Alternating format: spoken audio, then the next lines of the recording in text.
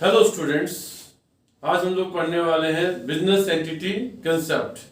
Business entity concept क्या कहता है? बिजनेस एंटिटी कंसेप्ट कहता है कि जो बिजनेस है, बिजनेस एंटरप्राइज है या फर्म है, वो और उसके ऑनर्स दो अलग अलग सेपरेट एंटिटीज होते हैं अकाउंटिंग पर्पस से।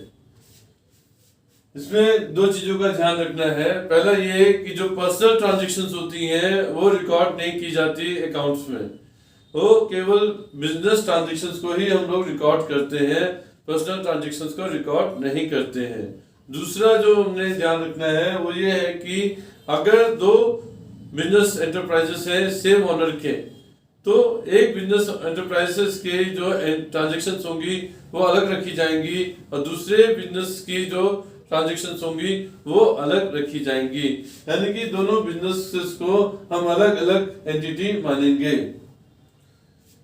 ये जो प्रिंसिपल है या कंसेप्ट है ये सभी फॉर्म्स ऑफ बिजनेस ऑर्गेनाइजेशन पे एप्लीकेबल होता है अकाउंटिंग पॉइंट ऑफ व्यू से, लीगली नहीं। अकाउंटिंग पर्पस से ये प्रिंसिपल सभी बिजनेस फॉर्म्स पे एप्लीकेबल होता है, लेकिन लीगल पर्पस से के लिए इसमें नहीं यूज करते।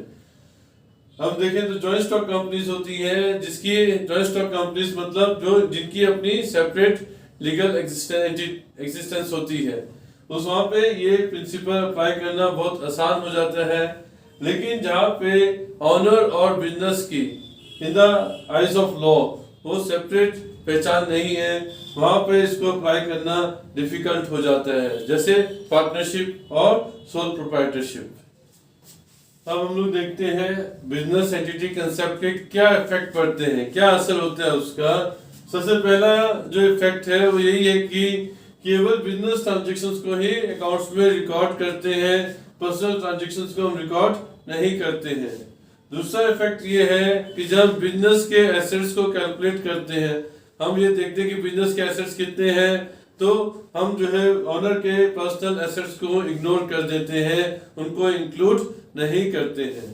तीसरा ये है कि जो कैपिटल होती है, जो अमाउंट ऑनर ने बिजनेस पे इन्वेस्ट किया है, वो बिजनेस के लिए एक लायबिलिटी होती है। बिजनेस ने ये पैसा ऑनर को रिटर्न करना है अकाउंटिंग पॉइंट ऑफ व्यू से। फोर्थ ये है कि जो बिजनेस का ऑपरेटिंग रिजल्ट होता है, यानी कि उसको प्रॉफिट हुआ कि लॉस हुआ, वो हम इजीली कैलकुलेट कर पाते हैं और एक्यूरेटली कैलकुलेट कर पाते हैं इस कंसेप्ट की वजह से, बिजनेस एंटिटी कंसेप्ट की वजह से। फिर नेक्स्ट उसके बिजनेस की जो फाइनेंशियल पोजीशन है, बिजनेस की जो फाइनेंशियल पोजीशन है उसको भी हम correctly and accurately easily predict ascertain कर लेते हैं बिजनेस एंटिटी कंसेप्ट की वजह से। फिर जो सबसे इंपॉर्टेंट जो नई चीज आती है वो ये है कि बिजनेस एंटिटी कंसेप्ट जो है वो रिस्पॉन्सिबिलिटी अकाउंटिंग की डेवलपमेंट में का कारण है। मतलब अगर हम देखें कि जो रिस्पॉन्सिबिलिटी अकाउंटिंग है वो इसी कंसेप्ट की वजह से आया है। इसकी रिस्पॉन्सिबिलिटी अकाउंटिंग का मतलब ये है कि आप ना केवल पूरे बिजनेस का प्रॉफिट या लॉस पता कर सकते हैं, बल्कि उसके डिपार्टमेंट्स जो अलग अलग डिपार्टमेंट्स हैं, अलग अलग डिपार्टमेंट में का क्या प्रॉफिट और लॉस हो रहा है वो भी आप पता कर सकते हैं। इसकी वजह से जो डिपार्टमेंटल हेड्स होते हैं, इंचार्ज होते हैं, उनको हम रिस्पॉन्सिबिलिटी उनकी फिक्स कर सकते हैं। देखते हैं कि बिजनेस एंटिटी कंसेप्ट का कंक्लूजन क्या निकलता है। कंक्लूजन ये है कि हम सारी ट्रांजैक्शंस को, जो बिजनेस ट्रांजैक्शंस है, सारी ट्रांजैक्शंस को रिकॉर्ड करते हैं बिजनेस के पॉइंट ऑफ व्यू से, ऑनर के पॉइंट ऑफ व्यू से नहीं करते हैं। हम इस तरह से रिकॉर्ड करते हैं कि वो बिजनेस को कैसे इफेक्ट कर रही है। ऑनर से हमें कोई मतलब नहीं है। बिजनेस और ऑनर की जो प्राइवेट ट्रांजैक्शंस है उनको हम मिक्स नहीं करते, उनको अलग अलग रखा जाता है। ऑनर को हम क्रेडिटर मान के चलते हैं कि जो ऑनर जो है क्रेडिटर है, जो कैपिटल ऑनर ने इन्वेस्ट की है बिजनेस के लिए वो लायबिलिटी होती है।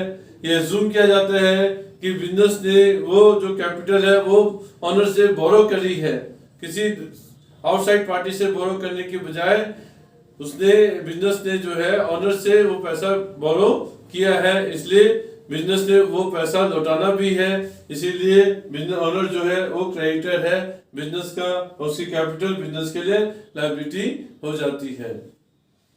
इसी जो अज्यूम किया हमने कि फर्म ने जो है कैपिटल बोरो की है ऑनर से, इसीलिए उस पर इंटरेस्ट भी प्रोवाइड किया जाता है।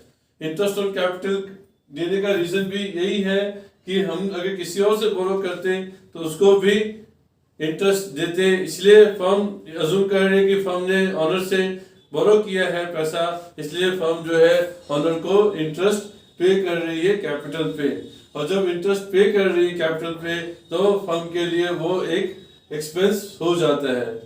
इसी तरीके से अगर हम देखें ड्राइंग्स का एग्जांपल भी लेकर, ड्राइंग्स क्या है? ड्राइंग्स वो है जो ऑनर गुड्स या कैश बिजनेस से विड्रॉ करता है अपने पर्सनल यूज के लिए।